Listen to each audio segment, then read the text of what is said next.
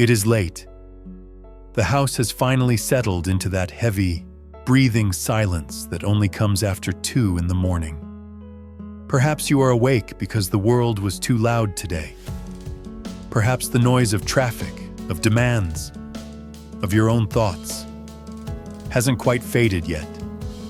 Take a breath. You are safe here. Let us drift back, not to a specific date, but to a feeling. Do you remember the glow, that soft, electric blue light of a boxy television set in the corner of the room? It is a Saturday afternoon, or perhaps a sleepless weeknight. The channel knob clicks through the static snow until a figure emerges from the fuzz. He stands before us like a gentle wizard, the halo of permed hair, the open-collared shirt, the soothing baritone voice that seems to lower your blood pressure the moment he speaks. "Hi there," he whispers.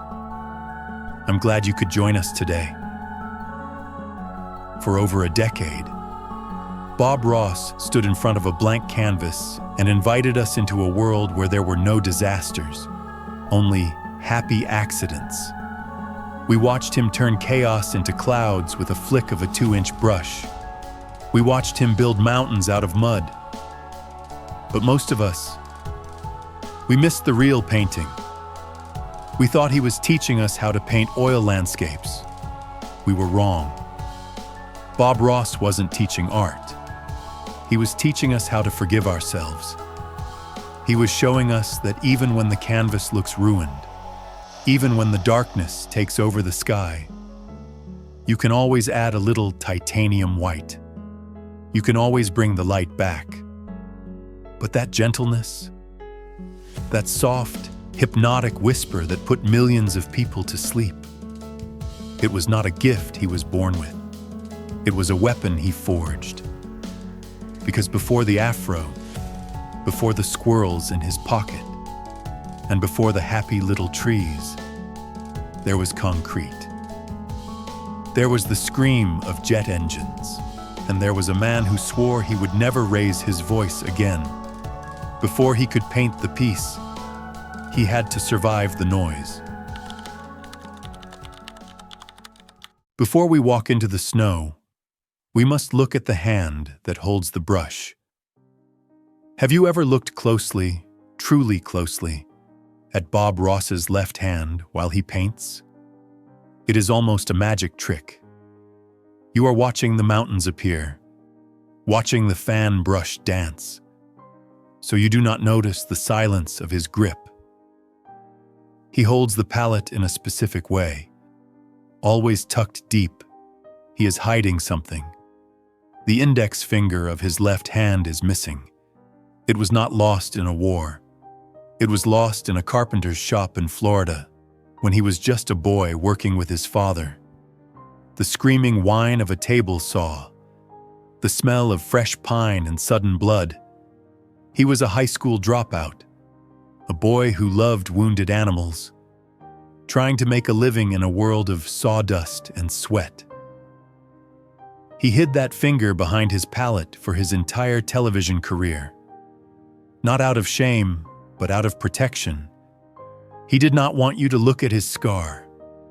He wanted you to look at the sky, but the boy from Florida could not stay in the woodshop forever. In 1961, at 18 years old, looking for a way out of poverty, Bob Ross traded the smell of sawdust for the smell of jet fuel.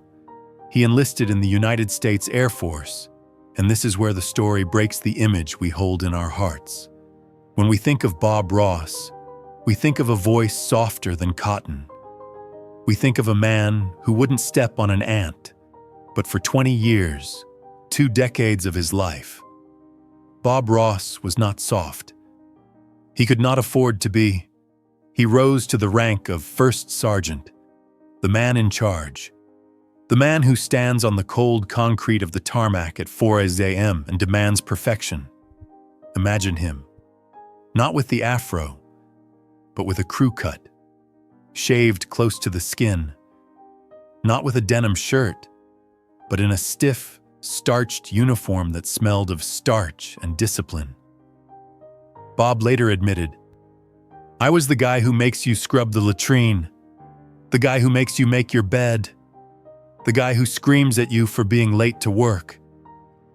He was the mean one. He was the tough one. Because the military is a machine, and a machine does not run on happy accidents. It runs on orders. For years. His throat was raw from yelling. For years. His job was to decide who cleaned the toilets and who peeled the potatoes. He walked the lines of young soldiers, shouting to be heard over the roar of aircraft engines, his face hard, his eyes scanning for mistakes. But deep inside that uniform, something was eroding. Have you ever worn a mask for so long that you forgot what your real face looked like? Have you ever had to be strong for your family or professional for your boss until your own gentleness felt like a distant memory? Bob felt it. Every time he yelled, a small part of him went quiet. He was successful. He was respected. He was a good soldier, but he was becoming a man he didn't like. He was becoming the scream, and life has a funny way of answering our internal battles. It usually sends us exactly where we need to go, even if we don't want to. The Air Force issued him new orders. They were sending the Florida boy, the carpenter's son, the screaming sergeant, to a place where screaming is useless. A place where the silence is so heavy, it can crush you. They sent him to the freezer. They sent him to Alaska. Imagine a cold so deep it feels like it stops time itself.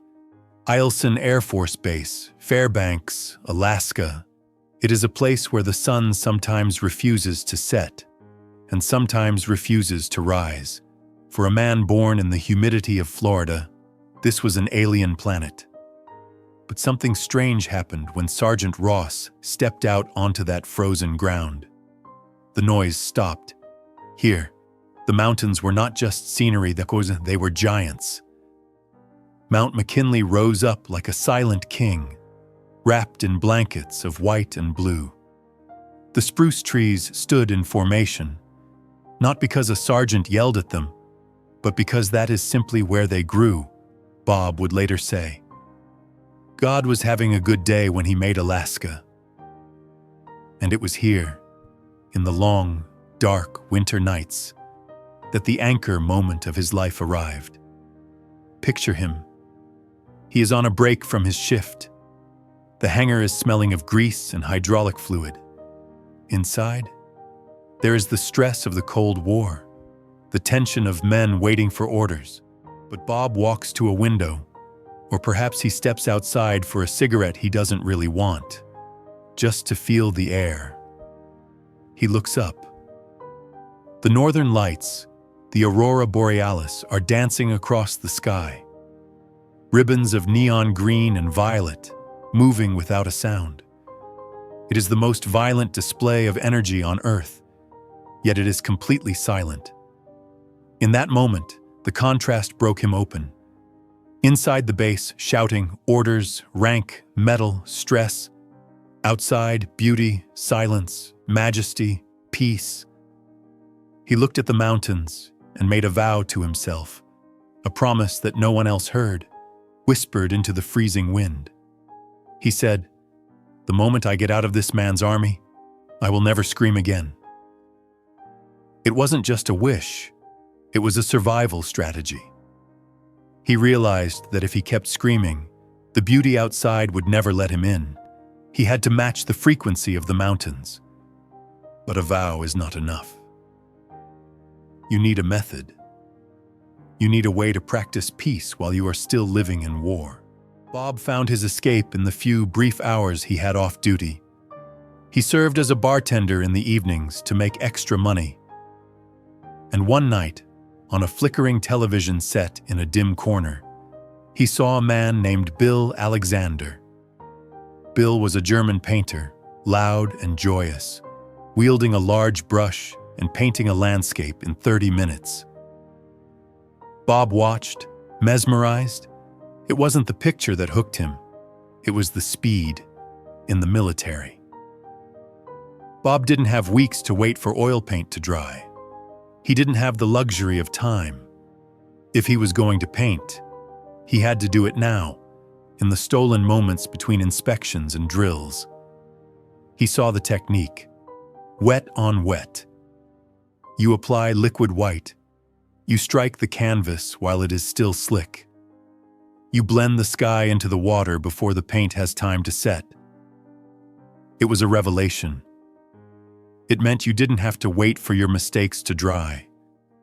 You could blend them away. You could fix them instantly. For a man living in a high-pressure environment where every mistake was punished, this was freedom. The canvas became the only place in his life where he had absolute authority. He began to paint on the inside of gold panning tins. He painted on cheap canvases. He stretched himself.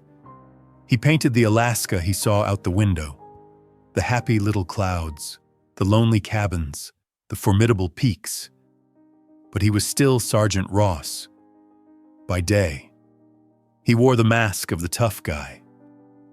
But by night, he was practicing the whisper.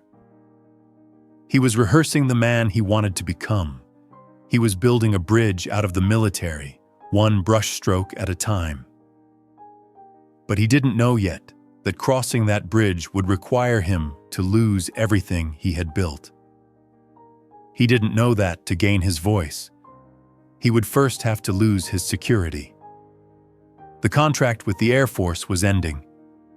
The choice was coming. Stay safe in the noise, or jump into the silence and starve. In 1981, Bob Ross did something that looked, to the outside world, like madness. He walked away. He had spent 20 years in the Air Force. He was close to a secure pension, a life of guaranteed paychecks. He had a family. He had stability. And he traded it all for a dream that paid $0 an hour. He vowed to become a traveling art teacher. We often romance the idea of following your passion. We imagine it as a movie montage where the hero quits his job and suddenly the sun shines brighter. But the reality of starting over at 40 years old is not a montage. It is a grind. It is terrifying. The early days were not filled with happy little trees. They were filled with silence. And in that silence, the doubt was deafening. Let us zoom in on a specific Tuesday night in a rented conference room at a Holiday Inn. Outside, it is raining. Inside, under the buzzing fluorescent lights, Bob has set up 20 easels. He has laid out 20 tubes of liquid white. He has spent his last tank of gas to get here.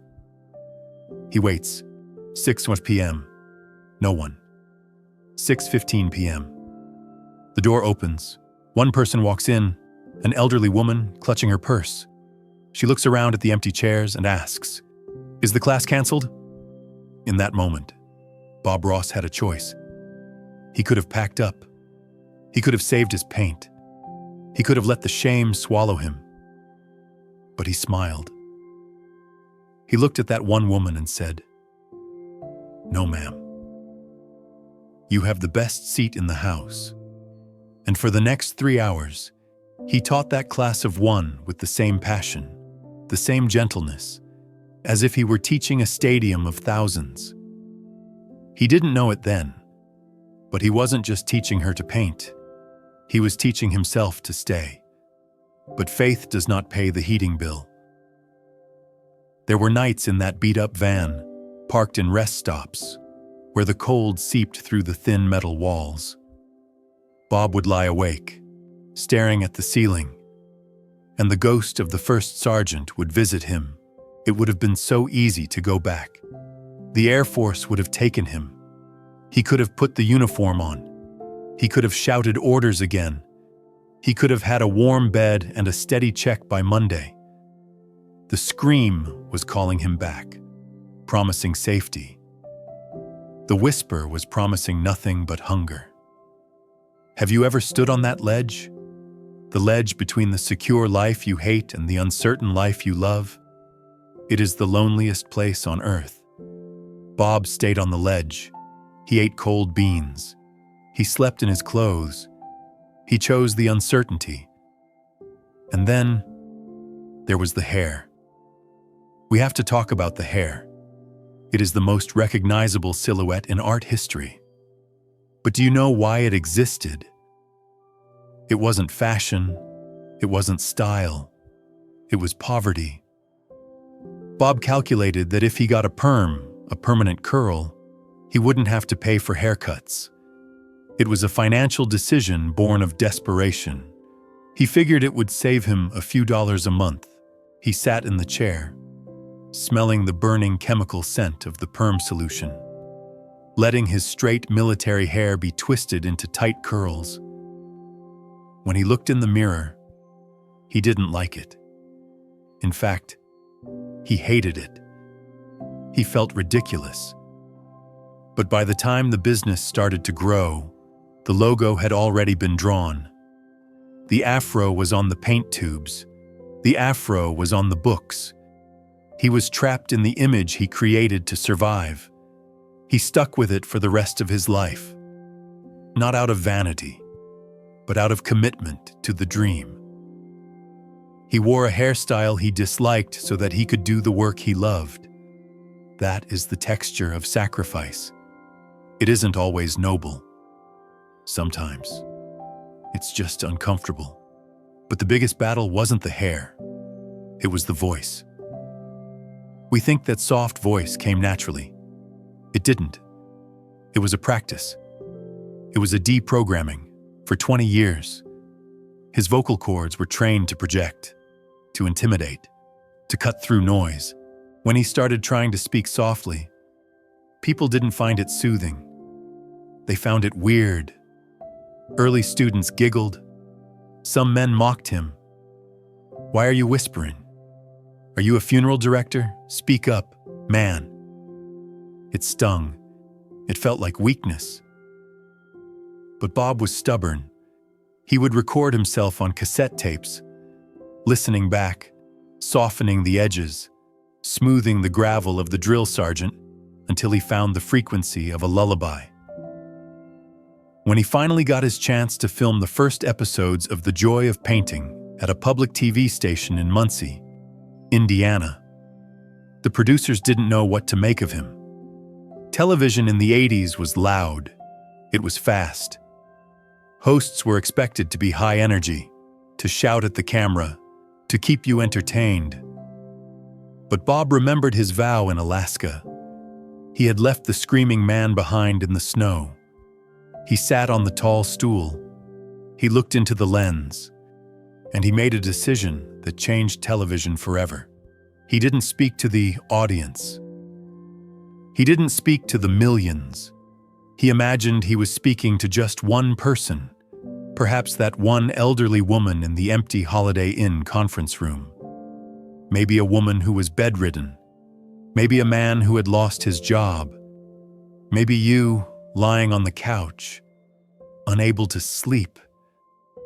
He lowered his voice to a near whisper. The producers were nervous.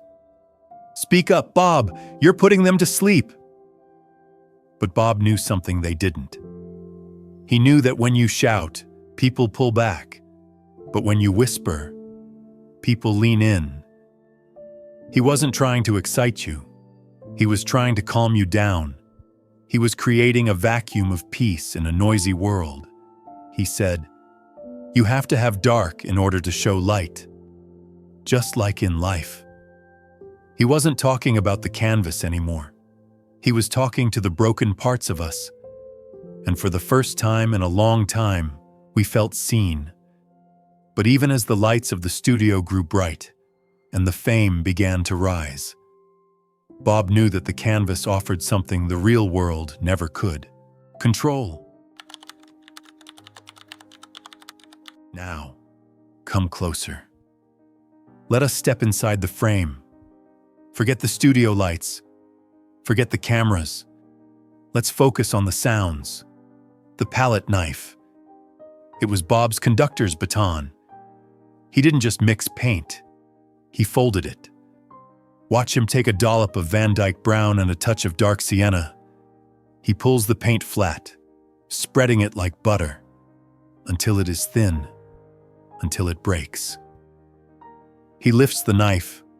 A roll of paint, no thicker than a whisper, sits on the edge. He touches the canvas, and suddenly, there is a mountain. This is the magic that kept us watching at 2 a.m. It wasn't the image. It was the physics of it. It felt impossible. He made rock out of oil. He made water out of blue dust. And then, the brush. The 2-inch brush. Beat the devil out of it, he would say. It was the only time he was violent. He would dip the brush in odorless paint thinner, then strike it against the easel leg until a cloud of vapor rose up into the studio lights. It was a moment of pure, childish joy. A release. A reminder that you don't have to be serious to be an artist. You just have to be willing to make a mess. But beneath the playfulness, there was a profound philosophy at work. A philosophy of absolute power. Bob would often say, "In this world, you can do anything you want. You are the creator. This is your world." Think about those words. Think about who was listening. He was speaking to a generation of people who felt they had lost control. People laid off from factories. People watching their children grow up and leave. People whose bodies were aging. Whose dreams had faded into the routine of bills and medicine.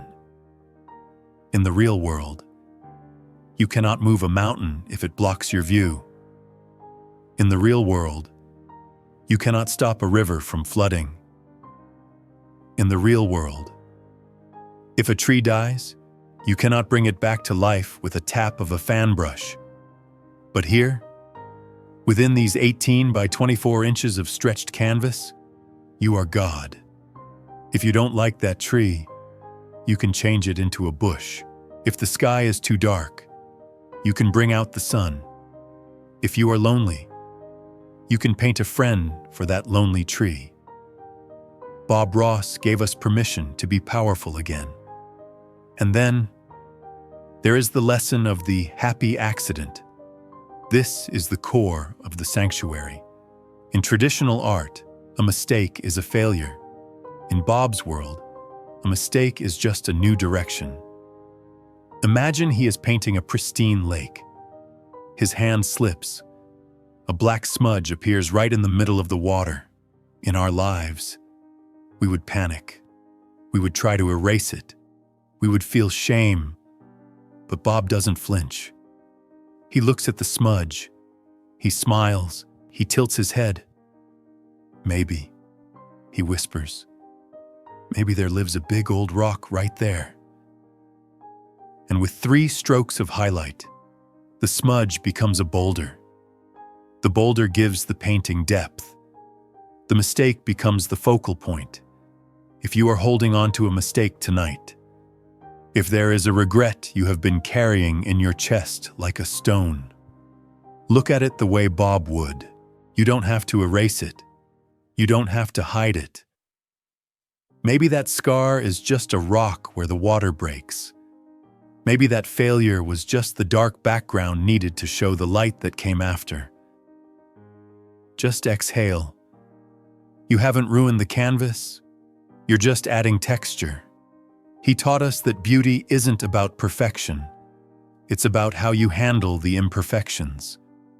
But as Bob painted these worlds of eternal spring and endless calm, his own body was beginning to betray him. The man who could fix anything on canvas was facing a mistake in his own cells that no brush could blend away.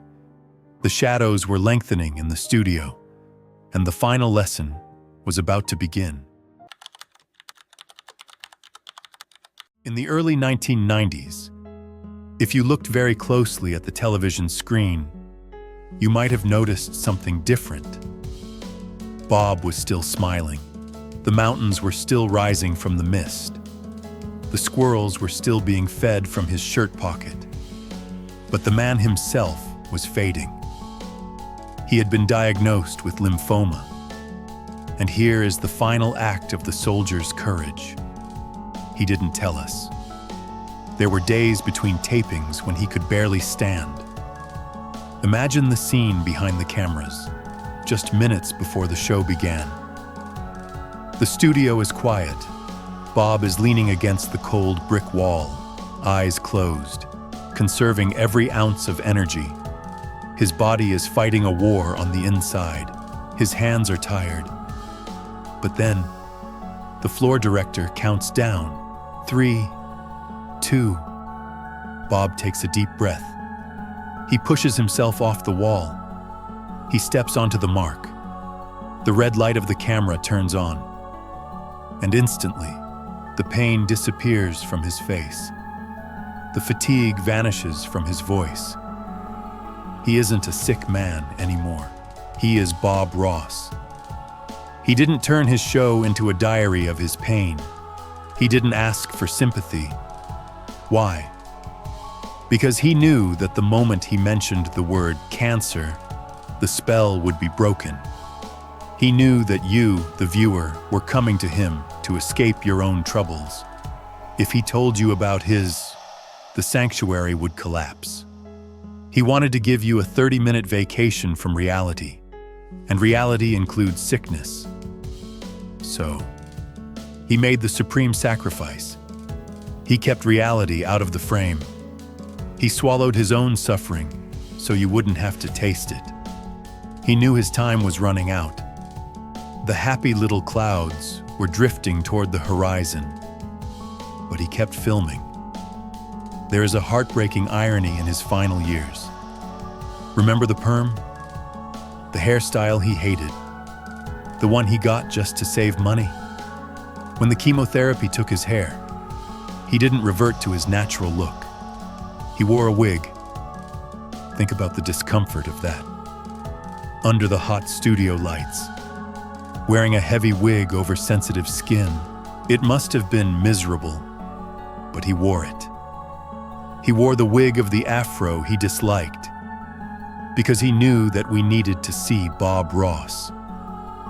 He knew that for a child coming home from school, or an old woman in a nursing home, that silhouette was a promise that everything was going to be okay. If Bob looked the same, then the world was still safe. He carried the weight of that image so we wouldn't have to carry the weight of his grief. He taped his final episode in 1994. He put down the brush. He wiped the knife one last time. And on July 4th, 1995, Independence Day, the man who found freedom in a canvas quietly slipped away.